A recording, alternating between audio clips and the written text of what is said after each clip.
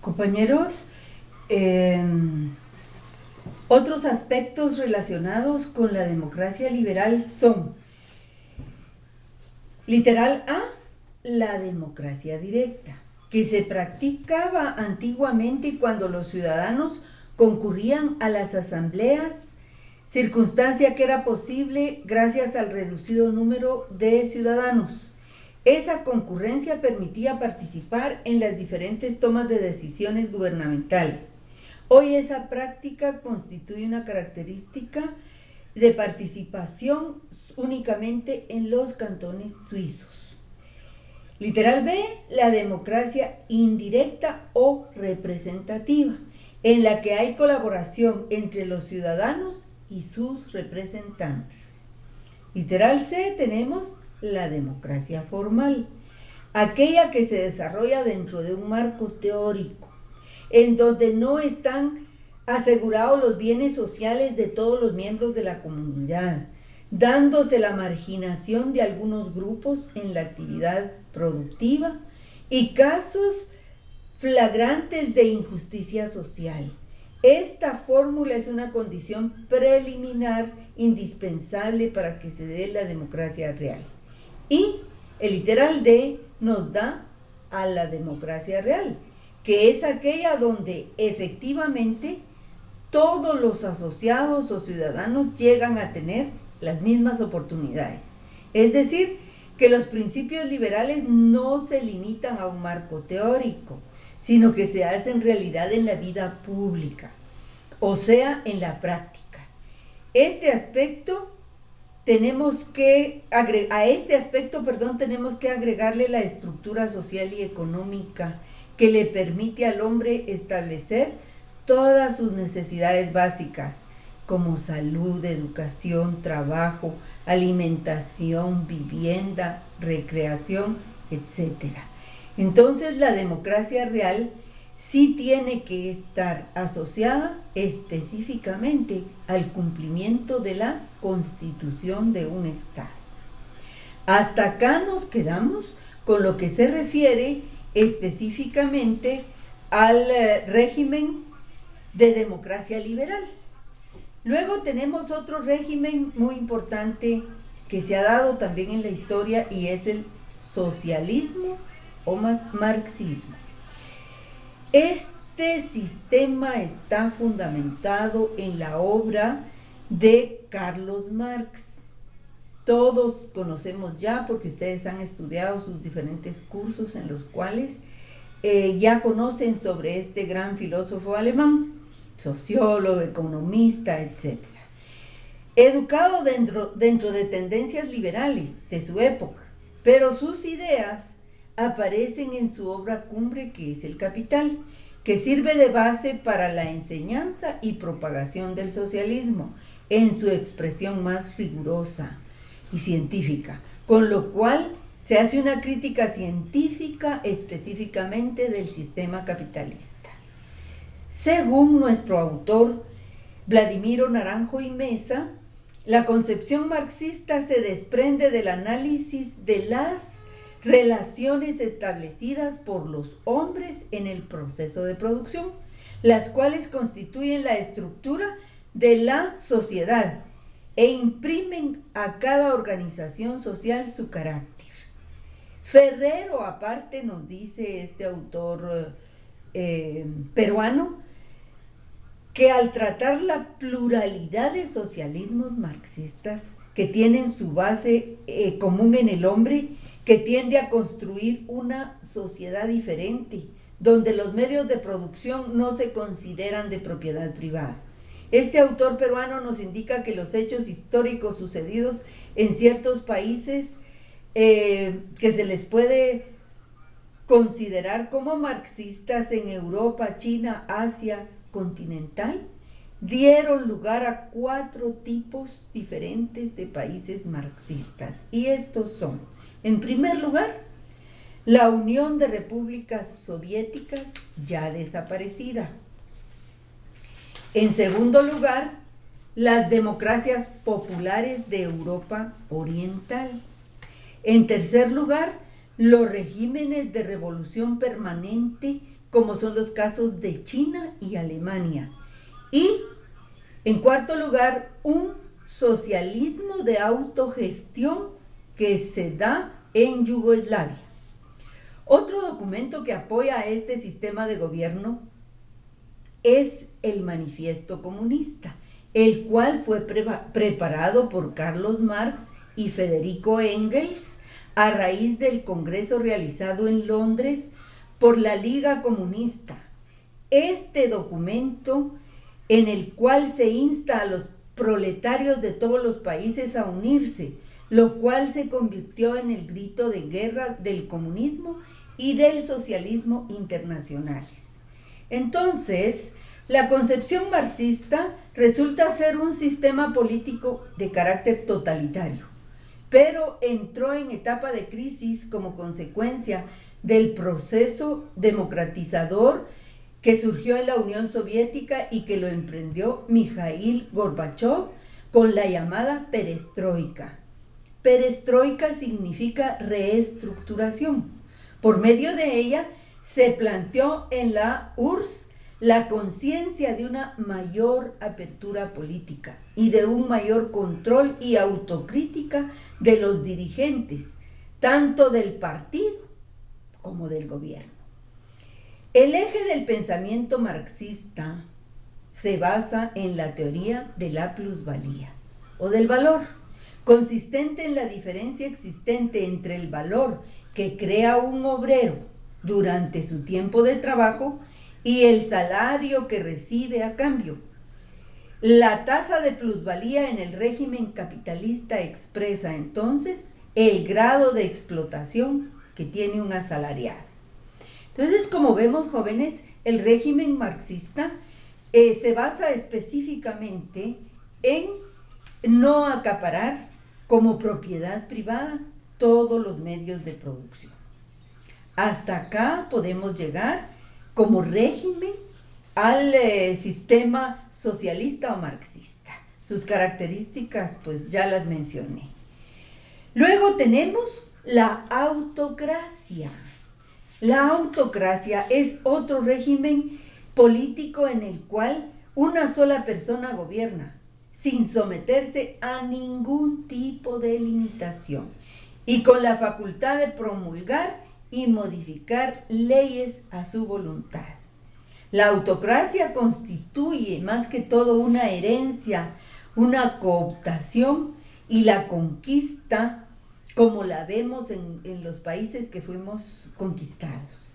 La herencia era hasta la Revolución Francesa el único fundamento para legitimar la autocracia, es decir, que el heredero del rey tenía derecho de gobernar solo por ser su heredero, y sus actos eran obligatorios porque la ley de herencia se transmitía, por medio de esta ley se transmitía el poder. Se trata de un concepto meramente patrimonial del poder, porque este se transmitía a los herederos en la misma forma que los bienes se transmiten de padres a hijos, dejándose primordialmente la regla del mayorazgo, que se refería al derecho de gobernar que tenía el hijo mayor del rey. Entonces, la cooptación, que significa la designación de un gobierno futuro por parte del gobierno presente, opera en la práctica bajo las formas más o menos veladas. Se utilizó este régimen en los diferentes imperios y un ejemplo muy importante es el Imperio Romano. ¿Recuerdan ustedes al emperador? Directamente o con la participación del Senado se nombraba el sucesor.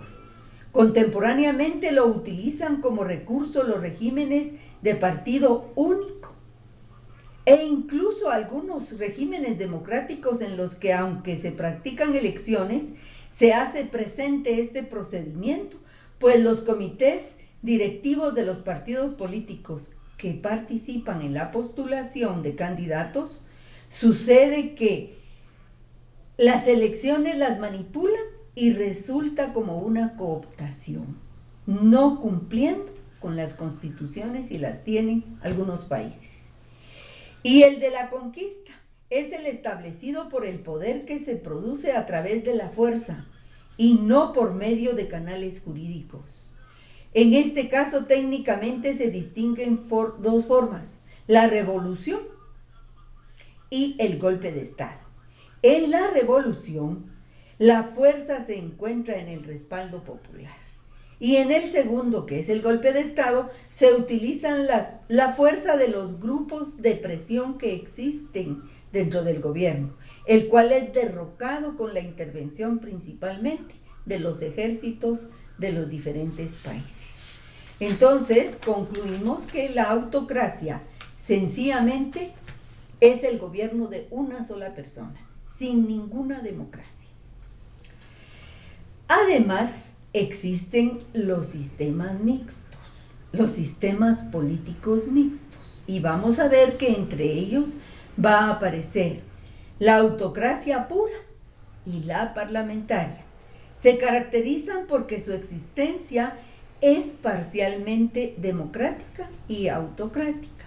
Volvemos al clásico autor que es Mauricio Duverger, y nos dice que los sistemas mixtos se caracterizan porque su existencia es parcialmente democrática y autocrática.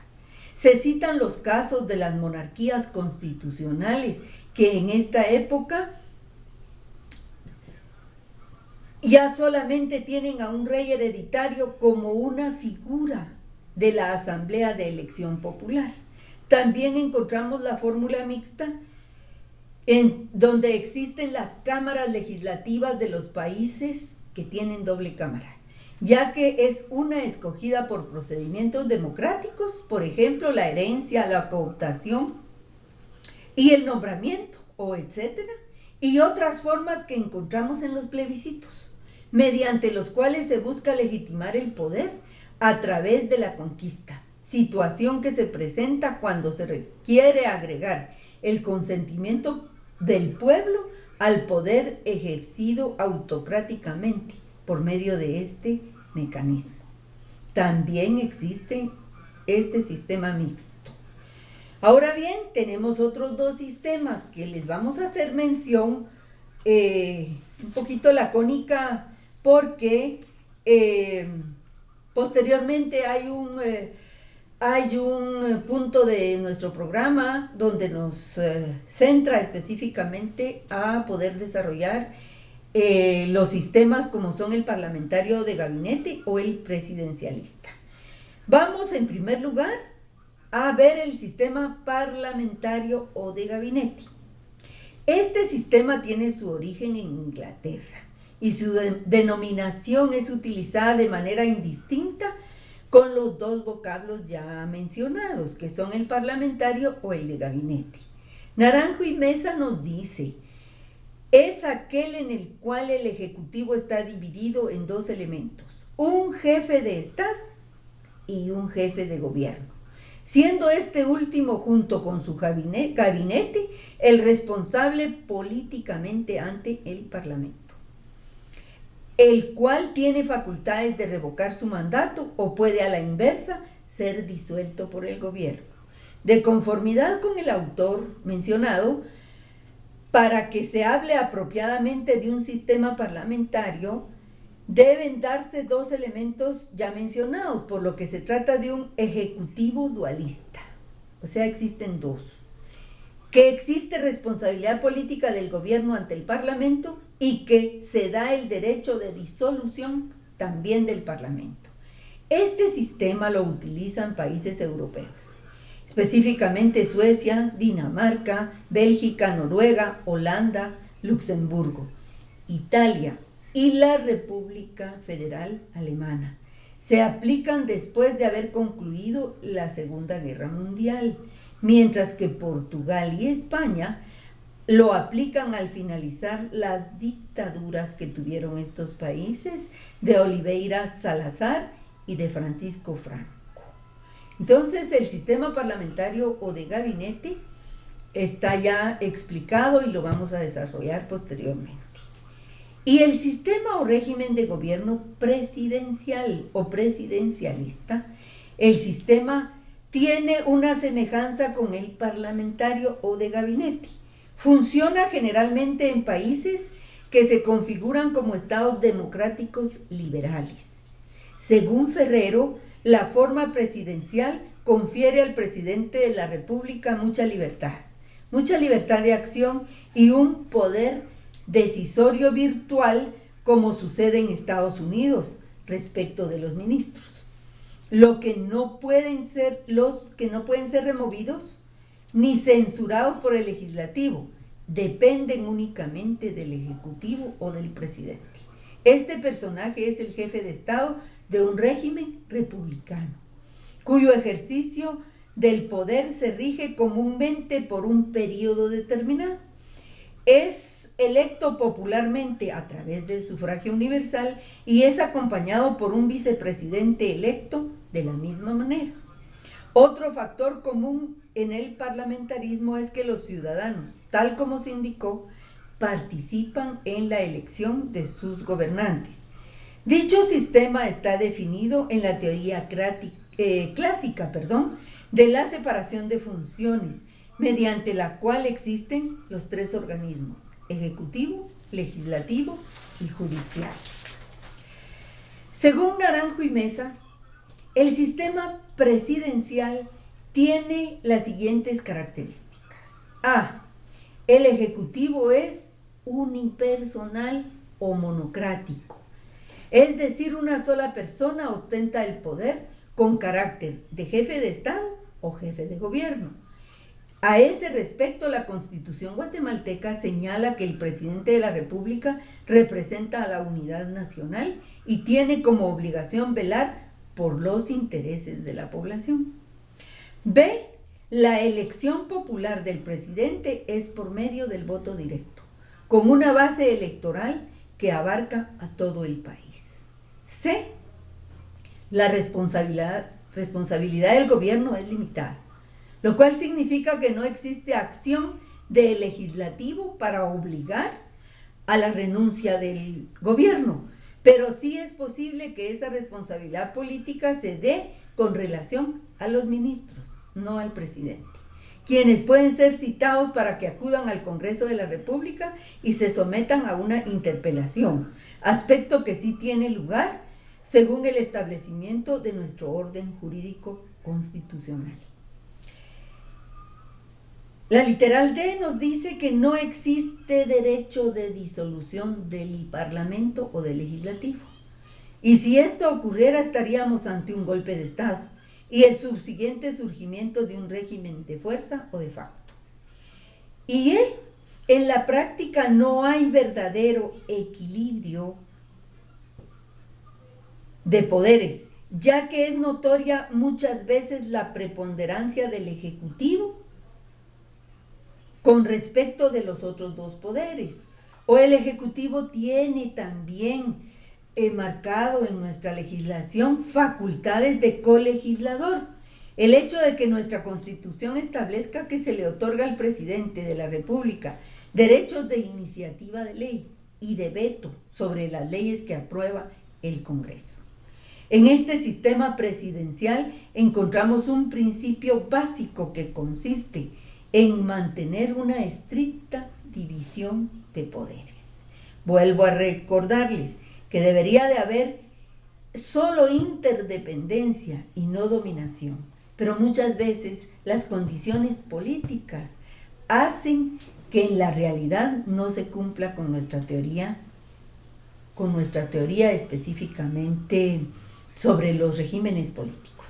Y el último régimen político que nos da nuestro programa es el sistema convencional o de asamblea.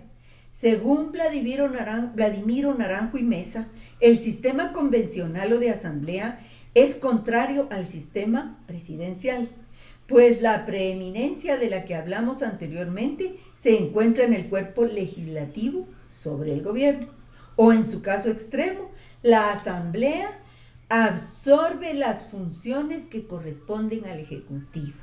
Por ello, nos dice nuestro autor, que los gobernantes serán entonces delegatarios de agentes de la Asamblea o del Legislativo, la cual por ser generalmente numerosa no puede atender directamente todas las